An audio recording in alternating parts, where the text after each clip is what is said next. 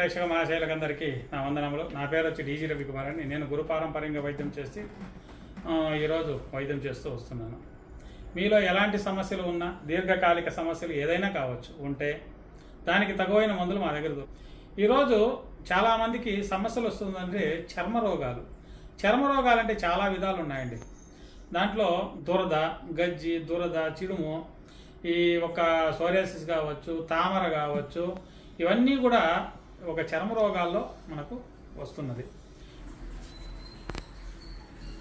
టైట్నెస్కి fingers open అవ్వట్లేదు, బాగా టైట్గా ఉంది. మీకు ఆయిల్ ఇది లేదు, ఆయిల్నెస్ తగ్గింది ఒంట్లో, స్కిన్లో డ్రైనెస్ ఎక్కువ ఉంది.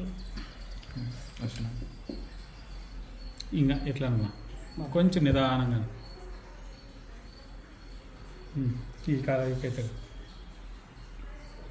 ఓకే, ఇంకే కాలు చూపింది.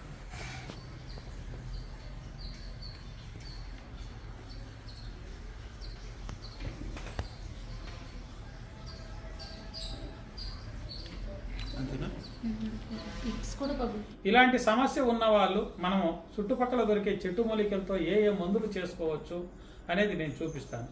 అలా కాని పక్షాన్ని ఇప్పుడు మీకు కొత్తగా వచ్చిందండి, ఇప్పుడు రీసెంట్గా వచ్చిందండి, మేము ఏం చేసుకోవాలని చాలామంది ఉంటారు. అలాంటి వాళ్ళకి నేను ఇప్పుడు చూపిస్తున్నది.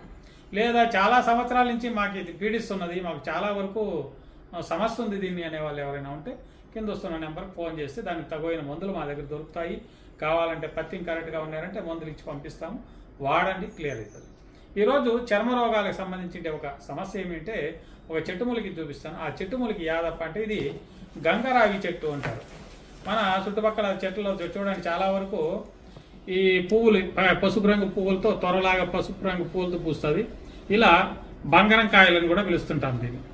ఇది ఏలాడుతూ వస్తుంటుంది బంగారం కాయలు మొత్తం. ఇలా రావి చెట్టు ఎలా ఉంటుందో చూడండి, మన రావి చెట్టు ఎలా ఉంటుందో అలాగే ఉంటుంది ఆకు కూడా.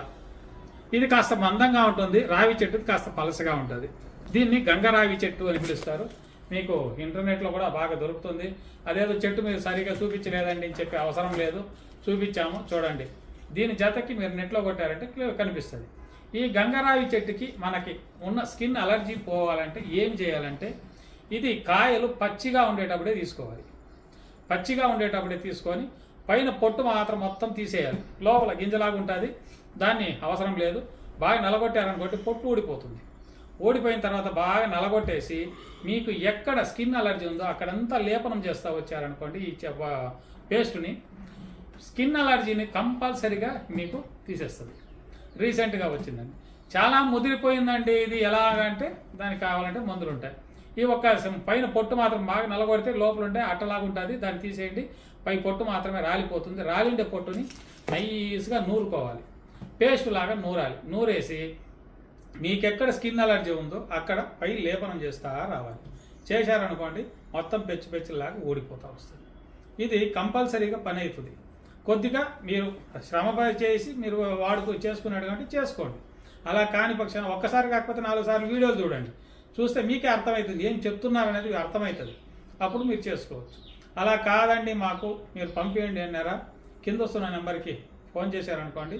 పత్యం కరెక్ట్గా ఉండాలి. ఎలాగా చికెను, పచ్చిమిర్చి, వంకాయ, గోంగూర, చింతకాయ పులుపు, చేపలు, పచ్చళ్ళు, ఈ మైదాపిండి పదార్థాలు కొన్ని మానుకోవాలి. మానుకొని కరెక్ట్గా మందులు వాడతానంటే నేను పంపిస్తాను, వాడండి.